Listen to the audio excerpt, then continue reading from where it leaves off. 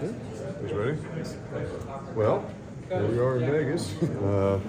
Excited about the season, and our coach did a great job, as always, representing the program and talking about where things are headed for us. So, really looking forward to a great year and open up the questions. Josh, obviously, there's a lot of chatter and talk about Illinois football right now. Obviously, you're backing up in the field, but what's the value of that for a program and athletic department?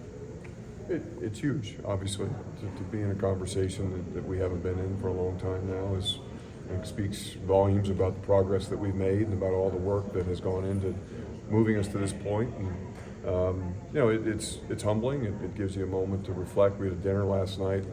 I told the group we were with it was different than any dinner I'd ever been a part of. We had donors, we had players, we had coaches, we had alumni, we had different people who had been connected to our program in a lot of different ways, and to get where we are now has just required such intense effort from so many different stakeholders, and I think that's ultimately one of the most, I think, rewarding parts of what we've been able to do thus far. What are the conversations like with Brett about just further investment in the program, specifically with people? I count 17 people that are beyond the normal 10 assistants, 8 of which are in their first year this year.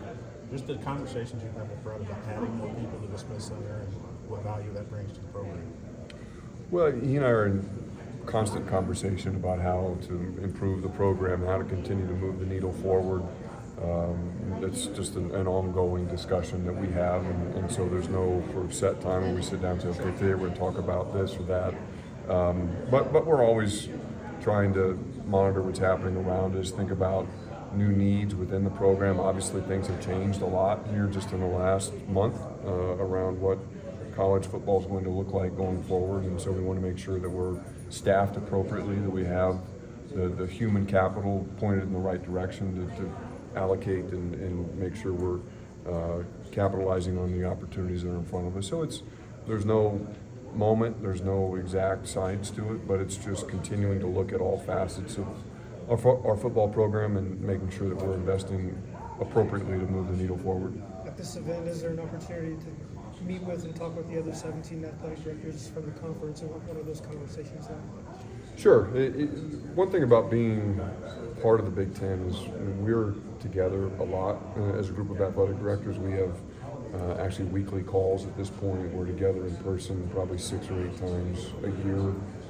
We do have a couple new faces in the group, people that we've met now digitally but not in person, and so this week will be the first chance we've had to be around them in the flesh for the first time. But we have a lot to talk about. Obviously, we've been undertaking a pretty intense project here over the last year, and even though July 1st is now behind us, we still have a lot of work to do, and as Tony talked about in his remarks, our time frame got condensed from when the settlement was approved until when the effective date came, and so it's very much an ongoing work, and there's a lot of discussion that still needs to happen around where things are headed. It's only been 3 weeks or so of the House settlement. What are you seeing right now? What are you guys experiencing right now as it becomes reality? Yeah, it's I think been relatively smooth for us at the beginning. We've been able to get a lot of our athletes under contract. We've started those payments now. I think July 15th was our first pay date, if you will, and so we had a lot of money that moved out into the pockets of our athletes. It was a kind of a seminal moment, and had the chance to sit down and sign revenue share agreements and think about what this kind of moment is in the history of college athletics, and certainly at the University of Illinois. And so I think these first few weeks have been pretty smooth. We've had a lot of conversations with our student athletes. We've had a lot of conversations with the representatives. We've talked internally with our staff, just trying to get everybody kind of coalesced around where we're headed and armed with needed information about how things will work. And then, as we've shown, I think we're going to continue to evolve and change and adapt. We know that what we're doing right now is probably going to be very different than what we're doing even 6 months from now, and so we'll be prepared to be flexible as needed. I mean, there have already been challenges to the CSCs in terms of the role of collectives. I don't know, that's probably not unexpected, but just where do you sort of see that standing now, and like could that change at all? I mean, sort of from the base agreement that everyone did agree to? I talked about this a little bit during the media roundtable a couple weeks ago. I think the system will be tested. I think that's to be expected. I don't think the fact that it's tested suggests that there's a problem with it. I think it'll continue to grow and evolve. We'll refine it, we'll polish it. Some of those changes will come through internal conversation. Some of those changes may come from outside pressures or outside influence. But we shouldn't expect it to be perfect when we come out of the box. We should just expect it to be a really nice starting point, and then we'll continue to adapt and modify it in the months and years ahead. And again, that guidance on how to modify it will come from a lot of different directions. And I think that's just part of the process that we should expect as we implement something that's so comprehensive and so broad and so different than anything we've done before. It's no secret you guys are going to have to generate more revenue. You have a $20 million expenditure that will continue to grow each and every year. How do you do that? What do you leverage at the University of Illinois to ensure that you can grow it that way? And what role may private equity play, whether it's at the league level or at the individual? Every athletic program in the country at this point is looking very critically at their operation and trying to identify new and different ways that they can generate revenue. And Illinois is no different than that, trying to evaluate our operation and see where there might be some underutilized assets, where there might be some new opportunities created through technology, through some of the new rights that we're acquiring from our student athletes as part of the revenue share process. And it'll be an ongoing process. We're probably going to try some things. Some of them hopefully will work. If some things don't, then we'll be prepared to pivot away from them. And I do think that evaluating opportunities for outside capital, whether it's at the institutional level, the conference level, again, everybody's having those conversations. I don't know if any of them will ultimately come to fruition and come across the finish line. But we're just we're at a point now where the business of college athletics is growing. It's becoming much more sophisticated than it's ever been before. And so we'd be negligent if we weren't evaluating some new and different approaches to the things that we've done historically. Josh, I know we're a long way from here to possibly there. When we talk about, say, a 16-team playoff field, what kind of conversations are you guys having with the players themselves about longer seasons and the protections they may want in all this? We haven't progressed yet to a point where we're getting a lot of feedback from the players, and the players obviously want the chance to participate in the postseason. That's the thing they want more than anything. And so as we evaluate what that postseason experience looks like, we all understand that a bigger field is going to create more opportunity for young men who participate in our programs to play in that postseason. We have to be mindful again of how many games it involves, but you also now have the offset of the fact that most of these athletes are earning significant amounts of money to participate in our programs, and so there's a give and take here where we might be raising some expectations and some demands for our student athletes in terms of their time, their commitment, but we think that's justified given some of the changes that are happening across the landscape. Illinois had some successful seasons over the years, but sustained success has been elusive. Why is it different under Brett Beal? Well, I think it's just something that he and I have focused on from our very first conversation. The very first time he and I spoke, we talked about that being the objective. Illinois had an interesting history. We've had moments where we've been to the top of the mountain. We've won Big Ten championships. We've played in Rose Bowls. What's made us a little bit different is we haven't always capitalized on those moments of success and made them springboards to even greater success. And so we've done a lot of due diligence and thought about why those moments have happened, where we've had sort of these fairly precipitous drops following moments of success. And I think he and I understand, again, what the objective is. We've been really focused on building this in the right way with a solid foundation that hopefully allows us to just stay on a really solid trajectory on the upward path that we've been on. And a lot of it comes back to his leadership. He's just such an exceptional leader. He's a great voice for this program. He has a strong vision for where he wants Illinois football to go. And because of the way he works, the reputation he has I just have great confidence about where we're headed. He's clearly not afraid to use his voice. I mean, he's been doing this a while. Like, what do you think about that? What's that do to you guys when you have coaches as willing to be as outspoken on certain topics as he is? It just continues to help raise the profile of our program, and I think we're at a moment now where we welcome that. We want some of that attention. We want people to pay attention to what Illinois football is and has become. And he's obviously a very recognizable figure in college athletics and college football specifically. He generates a lot of interest in ways that perhaps coaches with a lower profile wouldn't. And because of where we are now, again, maybe at different moments, that's not a spotlight that we would welcome, but at this point, with where we are and where we'd like to go, I think that's a needed next step for Illinois football. And so for him to bring some notoriety and some attention to what we're doing is a really positive thing. A couple answers ago, you referenced potentially asking more of players. Would that have something to do with like opt-outs, needing to play in bowls versus opting out? It could. It could. Yeah, I think that again, it's just a different environment now than what we've had in the past, and I think it's fair to expect some give and take, given what is now being put in front of them financially. And I'm not expecting us. We're not going to go to a 25-game season. I'm not talking about changing dramatically what those expectations are, but ultimately, does that put us in a position to really encourage them to play in postseason games?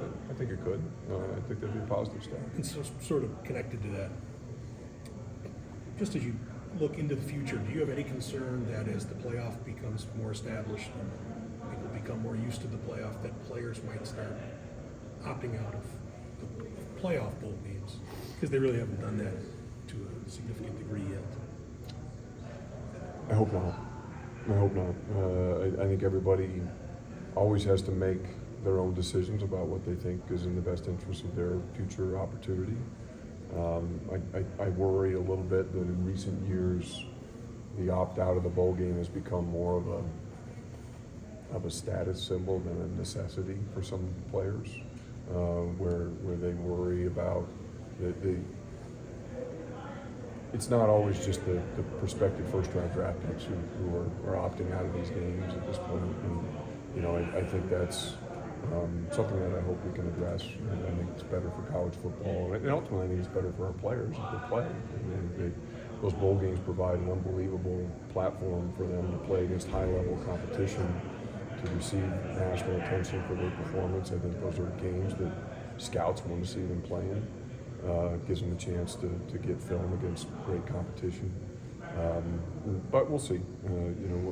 Like everything else, the world's changing quickly, and so we'll see what some of the downstream effects are of some of these changes. You mentioned signing some of these rev share agreements, and did you reflect on kind of where things were? Like, what have been the reactions of maybe some of the athletes as you go through that process together? Like, what are their thoughts have been? They're excited. I mean, it's something that we've tried to communicate about with them for some time now.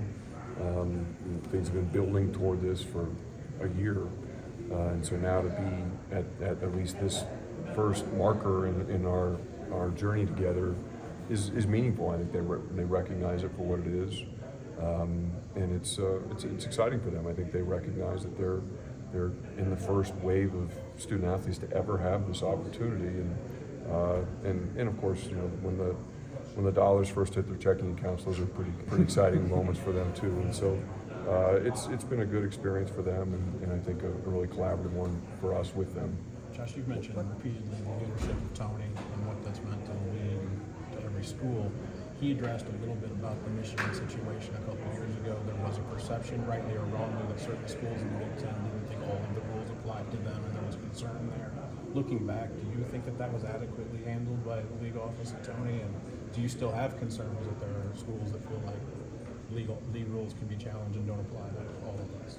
Look, that was a long time ago. I don't have a lot to say on the Michigan situation at this point. What I will say is I have incredible confidence in Tony Petitti, and I've got great confidence in the Big Ten Conference, the way that they have continued to to build and provide us leadership and guidance as we've moved into this new environment, not just around things like the revenue share and the playoff, but around discipline and around misconduct. I mean, those are all things that we look to a conference office to help provide support and direction. And Tony's been fantastic. He's built a great staff around him, and have all the confidence in the world that they're going to lead us in the right way. Josh, is the 16 team playoff the right one for the Big Ten? And do you believe in the 4 automatic qualifiers? And why would it be the right one? I echo everything that Tony said at the podium. I think that it really ties very closely the regular season to the postseason. It allows us an environment where potentially everybody's not playing the same number of conference games to make our conference games the determining factor in terms of how you access the postseason. It allows us to play more meaningful football games with more schools deep into November, keeps more fan bases engaged. If you've got a 16 play-in, and that means you're going to have probably 8 or 9, maybe even 10 schools that are jockeying for the 5th and 6th spots as you get into November. It's so cool. I mean, just think about what that would mean for our fan bases and the enthusiasm that would come around those games as you get into the colder weather. I think that would just be fantastic. I think it minimizes some of the subjectivity that is placed upon the selection committee. It's really hard for them to start comparing what are really apples to oranges comparisons. It's just really tough to look at a 3-loss team in the Big Ten versus a 2-loss team in the Big 12 versus a 2-loss team in the ACC versus a 3-loss team in the SEC. That's really, really hard to do. And so we believe in trying to prove it on the field, let the conferences determine for themselves, create a lot of excitement around the end of our regular season, and then we think it creates just a great postseason experience. Josh, you mentioned your Big Ten meetings with ADs. You're now, I think, the second longest tenured AD. Ward just a few months ahead of you. What's your role in all that now? How has that evolved as you've become one of the more senior, most ADs here? Yeah, it's interesting to reflect back and think about when I came to this as the youngest AD, not only in the Big Ten but in the country, and to see some of the people in the room like Gene Smith and Gary Barta and Sandy Barber, Barry Alvarez. I mean, these were just iconic figures, people who have left huge legacies not only at their individual institutions but on college athletics. I don't have anything to bring to the table that even resembles what they did at the ends of their careers.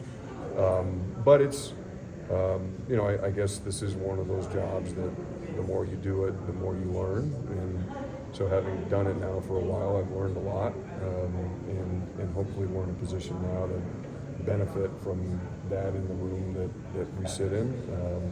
And what's great is we have an unbelievable group of athletic directors. I mentioned we've had a lot of turnover here in the last several months. We have some new faces in the room. That's always kind of invigorating. We bring in some new energy, different perspectives, different experiences. And so one thing that's great about our room is, maybe I'm one of the longer tenured people there, but my voice doesn't really carry any more weight than anybody else's. It's a room where we invite conversation. We want everybody to feel empowered to share their perspective.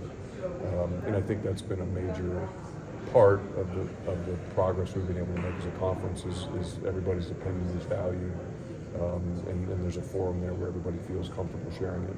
Josh, you've all been publicly on the same page when it comes to supporting the commissioner, supporting automatic bids for the playoff and so forth, in a way that, frankly, the SEC and others have not been. Is it that copacetic behind closed doors? I mean, obviously you guys do a little bit of planning as far as public presentation, but why do you think everyone is on the same message here from the Big Ten? Because I think we've got the right ideas, and we believe in the things that we're putting forward for consideration. And it's not always that copacetic behind the scenes. I mean, the concepts that we put together, the ideas that we discuss, are the result of hours of deliberation, conversation, study, analysis. And when you do the work and you really critically think through the different situations that are in front of us, then it puts everybody in a confident position to come out of those rooms and feel good about the ideas that we've developed and really locking arms behind supporting those approaches. And again, I think it comes back to what I was saying earlier. Everybody's opinion is valued. You have a chance to share your thoughts. But there's also an expectation in the Big Ten that when the door opens and we walk out here and visit with you guys, that we're going to be aligned. Has always been. I was told that back to when I was a young starting athletic director here. I remember in one of my first meetings, a couple of the senior athletic directors pulled me aside and helped me understand that in the Big Ten, when the room is closed, when the door is closed, you say whatever you like, but at the end of the day, it's expected that when a consensus develops, that everybody falls in line behind the consensus, and that's been a tradition in this conference for decades, and one that I think we hold very strongly, and one that we're very proud of. How are football ticket sales going? How do they compare to previous seasons? Ticket sales are fantastic. Our fans are really excited about the upcoming season. We're just shy, I think, right now of 40,000 season tickets, which is a dramatic increase from where we've been in prior years. I think we'll end up probably north of 43,000 season tickets. We expect most of the rest at this point to be in students, so we should probably get another 3,000 to 4,000 student season tickets before the first opener. Single game sales I think start on Thursday, and people are really excited. We've got some great games on the schedule, and obviously a fantastic team to put on the field. So it should be a good combination. Josh, do you, moving over to basketball, but do you think the window is still open about expanding March Madness for the upcoming season? Or are you feeling like we're running out of time? Well, the conversation is still very much alive. I think the question around what the most likely implementation date is a little bit up in the air, and so the conversation I think will continue. Obviously, as we get with each week that passes, the likelihood of it being able to be done for this coming season gets smaller. But I don't think the door has been closed at this point. So we'll just have to see how that develops over the next Some meeting in early August have any meaning to you as far as that specific issue goes? Well, it's a regular topic of conversation in the work that I'm doing with the NCAA, and so I don't know if there's any one meeting where it's sort of highlighted and said that it has to happen at this particular meeting. It's a as you would imagine for the NCAA, a front of mind discussion that's happening in almost every meeting that I'm a part of, and so would expect that to continue.